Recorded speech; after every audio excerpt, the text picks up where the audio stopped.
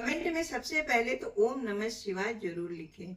एक बहन ने कमेंट करके पूछा कि सावन में हरी चूड़ियां क्यों पहननी चाहिए। बहन, हरी चूड़ियां सिर्फ एक श्रृंगार नहीं है, बल्कि उम्मीद, हरियाली, खुशहाली और प्रेम का प्रतीक मानी जाती है। मान्यता है कि सावन का महीना भगवान शिव और माता पार्वती को समर्पित है। माता पार्वती ने अपने अटूट प्रेम, धैर्य और तप से भगवान शिव को प्राप्त किया था। इसीलिए इस महीने में कई सुहागन महिलाएं हरी चूड़ियां पहनकर अपने परिवार के सुख, प्रेम और मंगल की कामना करती हैं। लेकिन याद रखिए, हरी सिर्फ चूड़ियां पहन लेने से नहीं, बल्कि घर में प्रेम, सम्मान और विश्वास बनाए रखने से ही जीवन में सच्ची खुशहाली आती है। यही भगवान शिव और माता पार्वती का सबसे बड़ा संदेश भी है।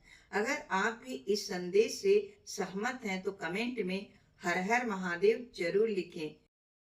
प्लीज स्किप मत करना, वीडियो को पूरा देखना, क्योंकि हो सकता है ये कहानी आपके घर की हो। घर घर की कहानी। एक घर में रोज झगड़े होते थे। सबको लगता था कि गलती सामने वाले की है। सास कहती बहू नहीं समझती, बहू कहती कोई मेरी भावनाओं को नहीं समझता, बेटा काम में व्यस्त था और बच्चे चुपचाप सब देखते रहते थे। एक दिन घर की सबसे छोटी बच्ची ने कहा, अगर हम सब एक दूसरे से प्यार करते हैं तो फिर हम दिन भर लड़ते क्यों हैं? उसकी मासूम बात सुनकर सबकी आंखें झुक गई। उसी दिन से उन्होंने तय किया कि गुस्से में नहीं, प्यार से बात करेंगे। धीरे धीरे वही घर जो पहले तनाव से भरा रहता था, हंसी और खुशियों से भर गया। याद रखिए, घर बड़ा होने से नहीं, दिल बड़े होने से खुशहाल बनता। आप बताइए, आपके घर में सबसे ज्यादा किस बात पर बहस होती है? कमेंट में अपनी राय जरूर दें। सुमन पहली बार अपने ससुराल पहुंची तो उसके मन में कई सवाल थे।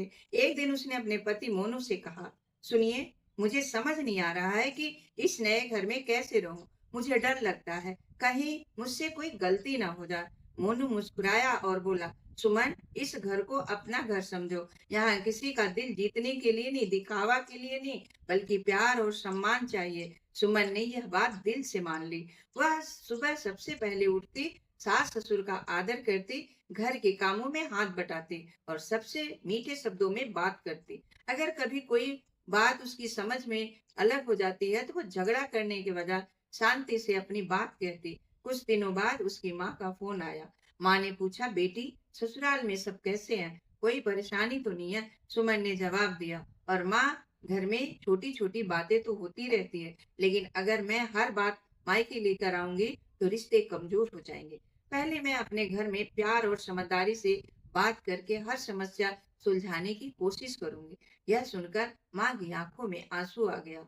उन्होंने कहा, बेटी, यही समझदारी एक घर को स्वर्ग बना देती है। धीरे धीरे सुमन ने अपने व्यवहार से सबका दिल जीत लिया। सास उसे बेटी की तरह मानने लगी, ससुर उस पर गर्व करने लगे और मोनू को एहसास हुआ कि जीवन साथी का सबसे बड़ा गुण सुंदरता नहीं, बल्कि अच्छा स्वभाव होता है। याद रखिए, ससुराल हो या मायका, हर रिश्ता विश्वास, सम्मान और संवाद से मजबूत होता है। जहाँ प्यार और समझदारी होती है, वहाँ घर सचमुच परिवार बन जाता है। अगर आपको भी ये वीडियो पसंद आई तो लाइक, सब्सक्राइब, शेयर जरूर करें, अपने दोस्तों के पास पहुंचाएं। राधे राधे। क्या आपने कभी सोचा है कि आखिर सावन का महीना भगवान शिव को इतना प्रिय क्यों है? क्या यह केवल जल चढ़ाने का महीना है, या इसके पीछे कोई गहरा संदेश छिपा है? जरा सोचिए, भगवान शिव के पास न सोने का महल है, न हीरे जवाहरात है। उनका निवास कैलाश पर्वत पर है। शरीर पर भस्म, गले में सांप, जटाओं में गंगा और सिर पर चांद। फिर भी पूरे संसार में उनसे बड़ा कोई देव नहीं माना जाता, क्योंकि भगवान शिव हमें सिखाते हैं, महानता धन दौलत से नहीं, बल्कि त्याग, धैर्य और सच्चे चरित्र से मिलती है।